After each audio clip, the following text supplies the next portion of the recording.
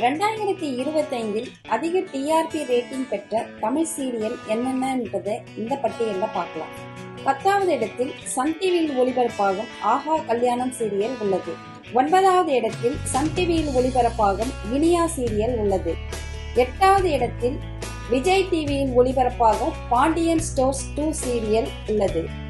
7வது இடத்தில் பாகியலட்சுமி சீரியல் உள்ளது. 6வது இடத்தில் வானத்தை போல சீரியல் உள்ளது. 5வது இடத்தில் சிறகடிக்க ஆசை சீரியல் உள்ளது.